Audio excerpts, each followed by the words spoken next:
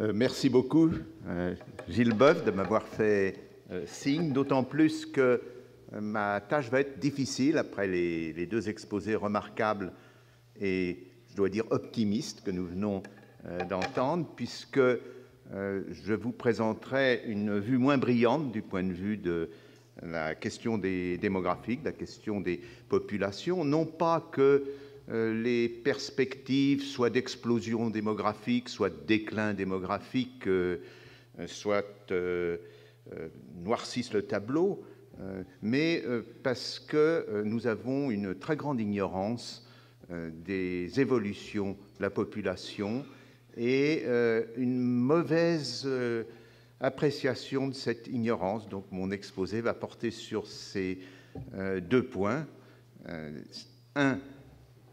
Je vais commencer par un exemple qui m'est suggéré par l'intervention de Daniel Nahon hier, et puis je dirai un mot de ce que sont les prévisions démographiques, les projections actuellement.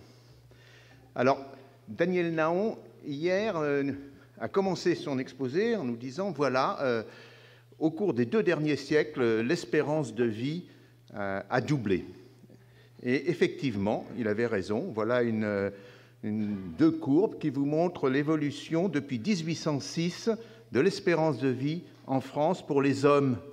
Vous savez qu'hélas, nous sommes le sexe défavorisé. Vous voyez que nous sommes très en dessous de l'espérance de vie des femmes, pratiquement 7 ans, et que maintenant ça diminue un peu, mais ça a beaucoup augmenté.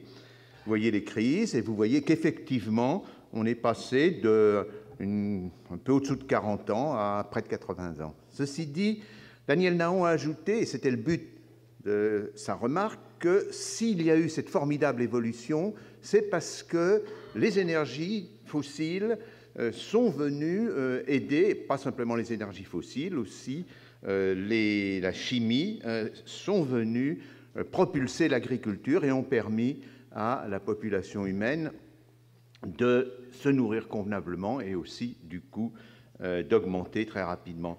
C'est ce point-là qui est plus problématique. Effectivement, on a cette impression, mais regardez cette autre courbe, c'est l'espérance de vie à 65 ans. C'est les mêmes données, c'est des données françaises, c'est des données qui sont assez sûres, puisqu'on enregistre bien les décès en France. Si on les enregistrait mal, eh bien, on pourrait tuer facilement. Donc, c'est un des meilleurs enregistrements qu'on connaisse depuis 1805.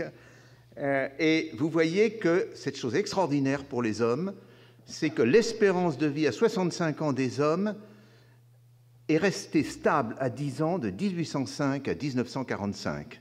Donc, vous voyez que là-dedans, la question de l'apport des énergies fossiles, l'apport des engrais chimiques, les progrès de l'agriculture n'ont compté pour rien. Et vous voyez qu'ensuite, j'y reviendrai, il y a une brusque hausse après la Seconde Guerre mondiale qui est liée à l'arrivée des antibiotiques.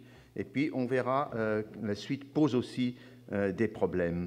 Chemin faisant, les personnes qui ont décidé la politique sociale et notamment le système de retraite en France en 1945, avec les premières ordonnances de sécurité sociale, avaient raison dans le système qu'elles ont proposé. Il y avait près de 150 ans de constance de l'espérance de vie à 65 ans. C'est quand même une buse solide. Quand on bâtit une politique sociale là-dessus, ça n'a pas marché. Alors pourquoi est-ce que l'espérance de vie a augmenté très vite et pas l'espérance de vie à 65 ans? Uniquement parce que, là, vous avez la courbe de la mortalité infantile. C'est essentiellement la maîtrise de la mortalité infantile qui a permis à l'espérance de vie de beaucoup progresser et à l'espérance de vie à 65 ans de rester stable, de ne pas progresser du tout. Ceci dit, depuis 1945, vous voyez que je reprends cette fameuse espérance de vie à 65 ans, et vous voyez qu'il y a, j'ai mis un trait rouge, il y a eu une croissance après les antibiotiques, relativement pour les hommes, relativement lente, mais une croissance de cette espérance de vie à 65 ans. Et puis, à partir des années 70, du milieu des années 70, cette croissance s'accélère. Alors, vous voyez que ce n'est pas la même chose pour les femmes, donc peut-être est-ce un hasard. Mais quand on prend plusieurs pays, Ici, j'ai mis les États-Unis, la France et l'Allemagne. Et je l'ai pris non pas à 65 ans, mais à 60 ans, ce qui change peu de choses. Et vous avez là, de 1953 à 2007, l'évolution de l'espérance de vie à 60 ans dans ces trois pays. Et regardez bien sûr, en France, on voit cette petite coupure que vous avez vue tout à l'heure, mais elle est beaucoup plus forte en Allemagne et aux États-Unis. Et vous voyez que même dans le cas de l'Allemagne, l'espérance de vie des personnes âgées, donc de plus de 60 ans, va d'abord décroître jusque dans les années 70 et puis se mettre à croître presque de plus en plus rapidement.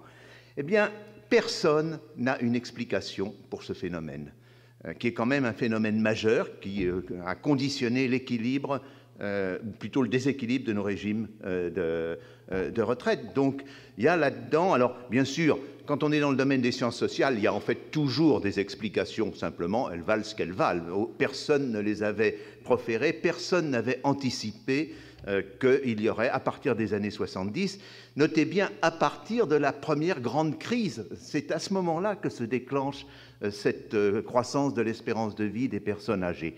Alors, il y a des concomitances, par exemple, c'est à partir de ces années-là que la pauvreté s'inverse, c'est-à-dire que l'indice de pauvreté des personnes âgées qui était très élevé, 40% des personnes âgées en 1970 étaient au-dessous du seuil de pauvreté en France, et vous savez que maintenant c'est l'inverse, les personnes âgées sont au-dessous de la moyenne et c'est les jeunes qui sont au-dessus de la moyenne pour indice de pauvreté. Il y a quelque chose à pu jouer, d'autres ont dit c'est face à la crise, une gestion qui a été plus personnelle, plus précautionneuse de la santé par les individus. C'est possible, mais là, on n'a pas de moyen d'apporter une preuve et surtout, on ne l'avait pas prévu. Alors, est-ce partout la même chose? Regardez ce qui s'est produit au cours des mêmes années pour la Russie et pour la Pologne.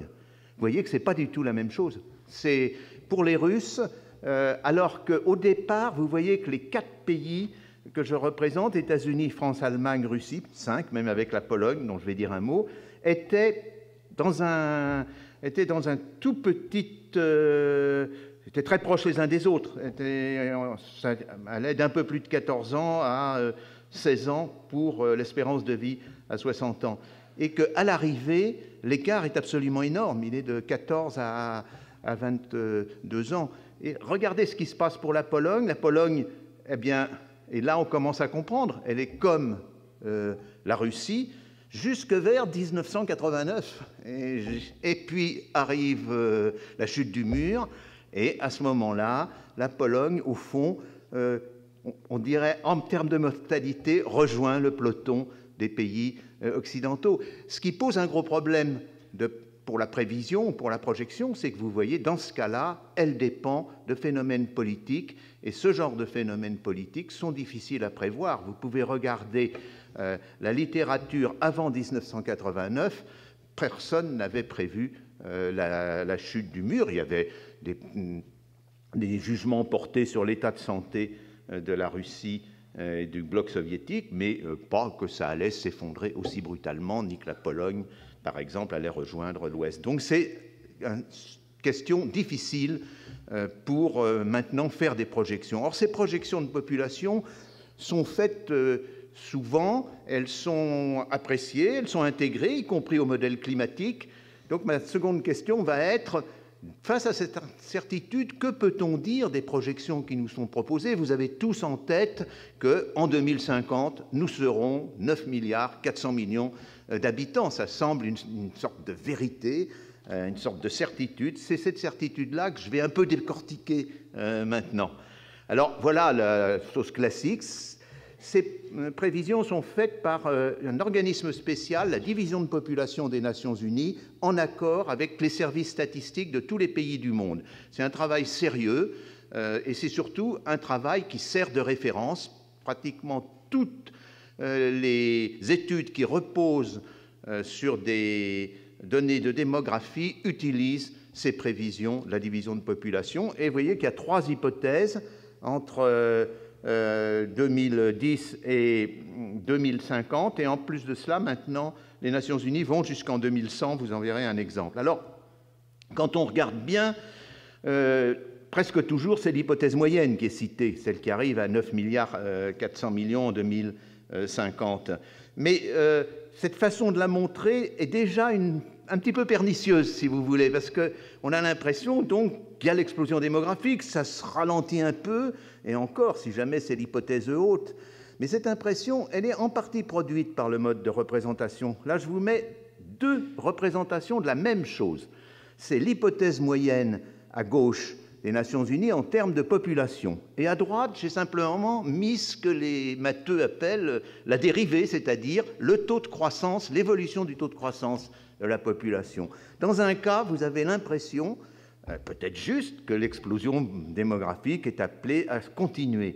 Dans l'autre cas, vous remarquez qu'à partir de 1900, un peu même avant 1970, le taux de croissance de la population mondiale n'a cessé de diminuer et assez régulièrement. Vous voyez qu'il était d'un peu plus de 2% annuellement en 1970. Il est maintenant à peine un peu supérieur à 1%. Il a été divisé par 2. Et si vous prolongez, c'est un peu sommaire ce que je fais, mais vous voyez, si vous prolongez par une droite de régression la tendance, vous voyez qu'on arrive à un taux de croissance nul de la population mondiale peu après 2050. Taux de croissance nul, ça veut dire qu'elle se stabiliserait. Alors, laquelle des deux courbes est vraie, je ne me lancerai pas dans ce choix, mais je crois qu'il faut pondérer les deux points de vue, qu'il faut savoir qu'effectivement, il y a croissance encore actuellement et pour quelque temps, mais il y a aussi une tendance très forte à la stabilisation. Alors, maintenant, je vais entrer dans un peu plus de détails, où les différents groupes du monde, parce qu'on voit cette stabilisation. Là, j'ai mis les briques. Et vous voyez que l'hypothèse moyenne des briques, qui est en noir, amène à une stabilisation assez haut, il faut dire, puisqu'on est quand même du côté de 3 milliards 400 millions d'habitants. Et puis l'Union européenne, ce n'est pas très brillant du point de vue numérique. On reste dans les 500 millions, si jamais l'Union européenne existe encore en 2050. On le saura dimanche. Alors, qu'est-ce qui nourrit la croissance? Ce qui nourrit la croissance, c'est l'Afrique subsaharienne. Et même, vous voyez là, j'ai mis toute l'Afrique subsaharienne, vous voyez que c'est la partie du monde qui est en forte croissance. Et à l'intérieur de l'Afrique subsaharienne, c'est essentiellement l'Afrique intertropicale, c'est-à-dire Afrique de l'Ouest, Afrique de l'Est au sud du Sahara, Afrique centrale, mais le côte sud a déjà cessé d'avoir une croissance forte.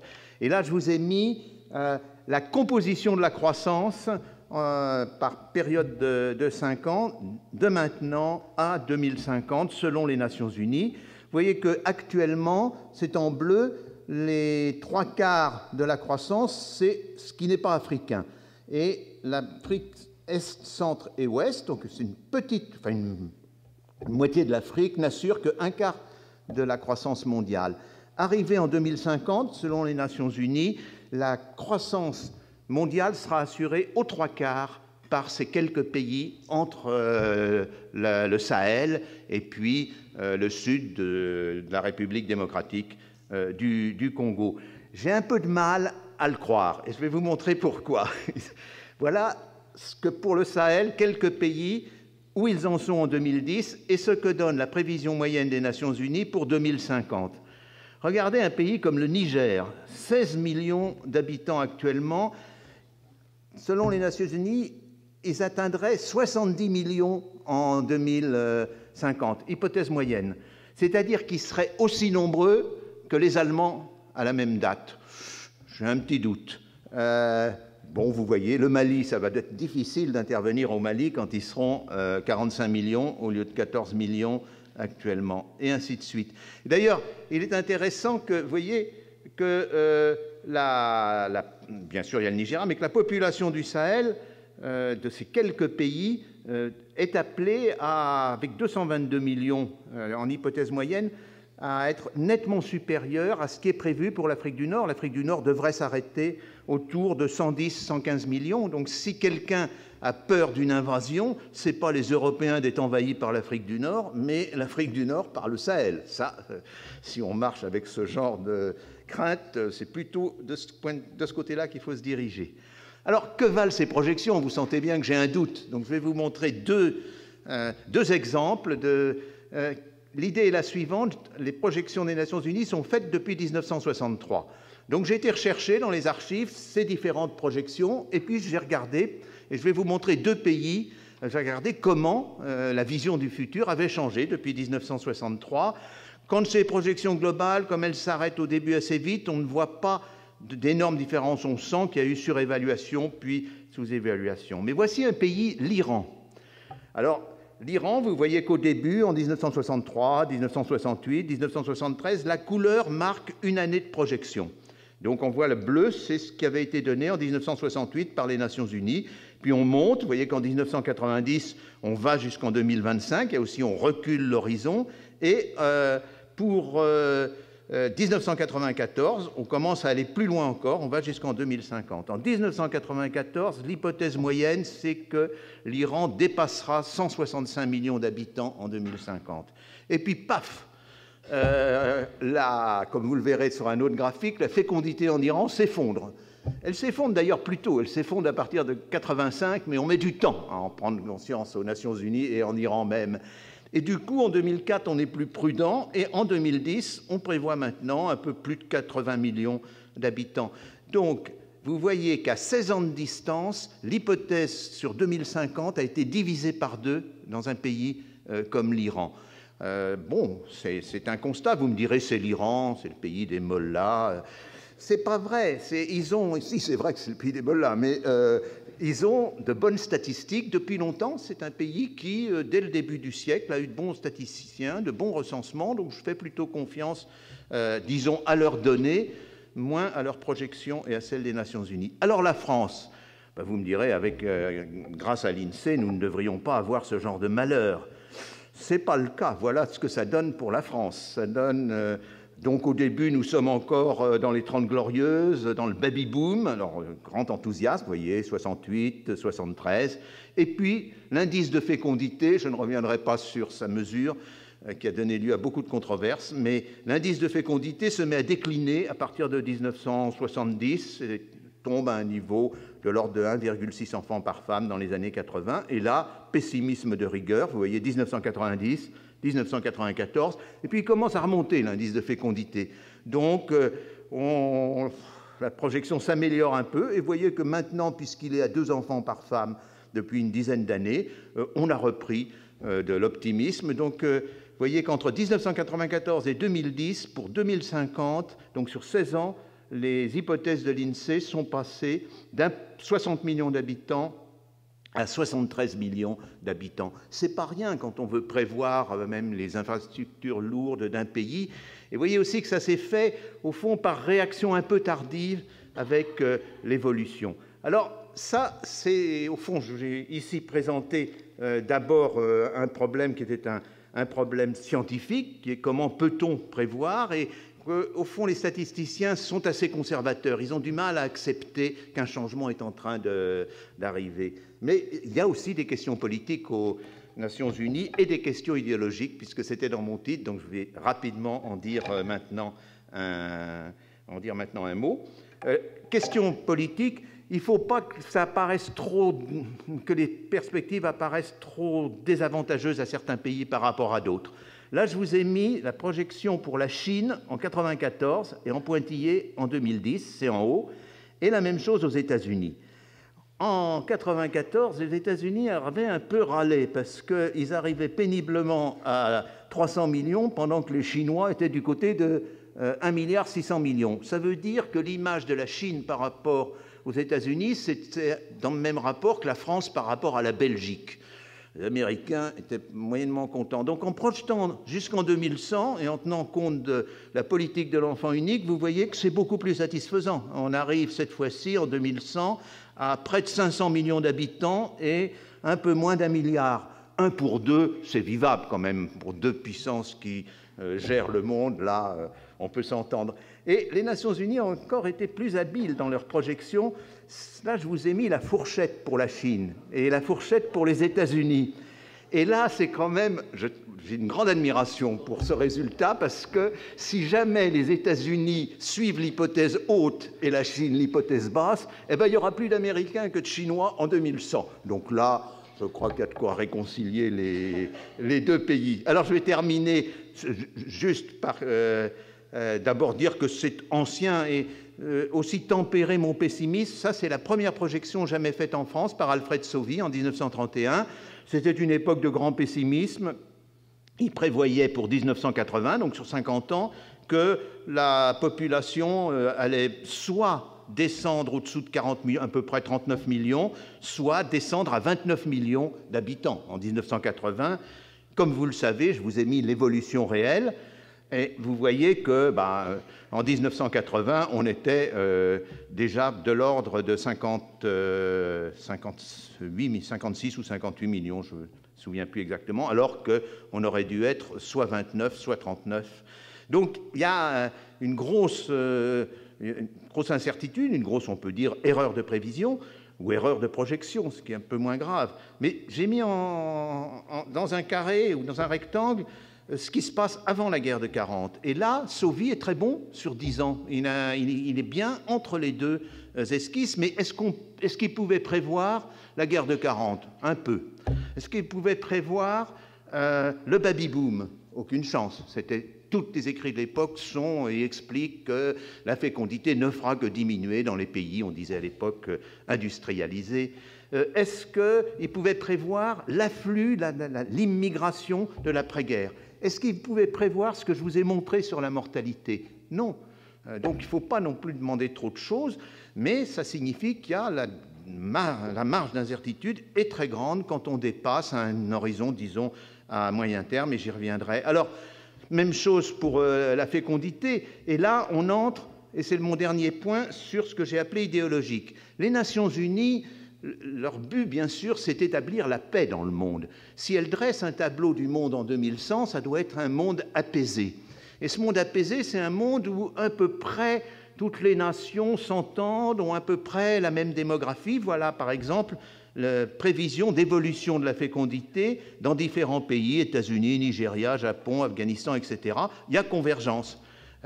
Mais actuellement, c'est les dernières prévisions jusqu'en 2100, et vous voyez que c'est même plus qu'une convergence. Pratiquement tous les pays auront la même fécondité et donc pourront se regarder sans crainte d'invasion, de déclin, de domination des uns sur les autres. C'est dans l'ADN des Nations Unies, pour prendre, puisque j'ai vu que les comparaisons biologiques ont un certain succès dans cette assemblée. Alors, est-ce qu'il y aura convergence? Regardez l'évolution de l'indice de fécondité en France et en Allemagne depuis 1960. Il n'y a aucun signe de convergence. Je pourrais expliquer pourquoi, d'ailleurs. Les deux fécondités sont c'est très différent. Hein. L'Allemagne est au-dessous de 1,5, la France est remontée à 2 enfants. Bon, je vais passer, c'est pour montrer que la force de la politique, c'est l'Allemagne de l'Est et l'Allemagne de l'Ouest. Et au moment où elles se réunissent, il y a un moment donné où elles ont divergé en 1975. Donc on retrouve cette question des régimes politiques qu'on a vue au tout début. Et puis, vous avez 1990, chute du mur, changement de régime. Et ce qui est extraordinaire, c'est que la fécondité des Länder de l'Est va, en une vingtaine d'années, exactement rejoindre celle des Länder de l'Ouest. Donc il y a des facteurs qui sont des facteurs, cette fois-ci, anthropologiques, je crois qu'il faut les appeler comme cela, au-delà même du culturel, qui guident ces fécondités. Rien ne dit qu'il y aura convergence. Alors, voilà un exemple d'hypothèse des Nations Unies, c'est l'Iran. Je vous avais dit que je vous montrerais la chute de fécondité en Iran. Vous voyez que jusqu'en 85, les femmes iraniennes font 6 enfants et demi, enfin, en moyenne, 6 enfants et demi. Et puis, il y a cette chute. Actuellement même, on est à 1,7 dans les derniers chiffres. Alors, vous voyez que les Nations Unies sont prudents. Elles ne vont pas trop loin dans la chute. Et même, dans certains cas, c'est le cas du Japon, vous avez les 3 hypothèses en bleu, en rouge et en vert, faites par les Nations Unies. En noir, c'est mon hypothèse personnelle, parce que je ne vois pas pourquoi il y aurait un baby-boom au Japon. Mais si vous avez des pays qui actuellement sont très bas du point de vue fécondité, eh bien, pour qu'il y ait convergence, ça veut dire que la fécondité remontera. Donc, les Nations Unies inventent en quelque sorte un baby-boom japonais. Alors, même chose pour la Corée et un certain nombre de pays. J'ai un certain scepticisme à ce sujet. Et je vais terminer là-dessus, parce que c'est pour moi l'exemple le plus caractéristique de cette idéologie des Nations Unies, fort sympathique, mais à laquelle j'ai quelques difficultés à croire, c'est les prévisions des migrations internationales par les Nations Unies, puisque pour faire une projection de population, vous devez prévoir la fécondité, prévoir la mortalité, mais aussi prévoir les migrations. Si vous faites par pays, pour le monde entier, bien sûr, la question des migrations n'est pas vraiment importante, à moins que des Martiens arrivent. Voilà le solde migratoire prévu par les Nations Unies pour l'Europe et pour l'Afrique subsaharienne, dont vous avez vu le développement qu'elle est appelée à avoir. Eh bien, les Nations Unies prévoient, vous voyez, que les migrations vont d'abord un peu baisser, se stabiliser et tendre vers 2100 à être nulles. Ça ne veut pas dire que les migrations sont nulles, ça veut dire que les flux seront égaux dans les deux sens. Il pourra y avoir de très fortes migrations, mais le solde sera nul. Et bien sûr, pour un monde équilibré, il ne faut pas qu'il continue à y avoir ces différentiels de population, ces craintes d'invasion, puisque j'ai prononcé plusieurs fois le mot. Donc, dans un monde pacifié, les soldes migratoires doivent être nuls. Et d'ailleurs, et c'est ma dernière diapo, voilà le côté nul, et c'est ma dernière diapo, j'ai fait la somme de tous les soldes migratoires de tous les pays. Et quand vous partez de 2005-2010 et que vous allez jusqu'à 2000... Oh là là, oui, j'ai fait une erreur dans le sens, c'est 2100. Excusez-moi. Enfin, ça ne changerait rien. Et vous arrivez en 2100, tous les soldes sont nuls. Donc, ces éléments m'amènent à me méfier un petit peu des projections faites par les Nations Unies. Et vous avez vu au début que j'ai parlé aussi de notre ignorance, je la regrette, c'est ma discipline. On connaît un certain nombre de choses, mais on a aussi beaucoup d'ignorance des évolutions. Et vous avez vu que c'est en partie pour des raisons politiques. Et je pense qu'en matière de population, au lieu, comme on le fait trop souvent, de se fixer sur des chiffres, il faut se dire les choses peuvent changer, et même assez rapidement. Donc il faut être, au fond, réactif. Il faut se dire, la population, il va pouvoir arriver ceci, cela, vous l'avez vu pour l'Iran, vous l'avez vu pour d'autres pays, et abandonner cette sorte de fascination, de magie pour les chiffres de population. Je vous remercie de votre attention. Merci.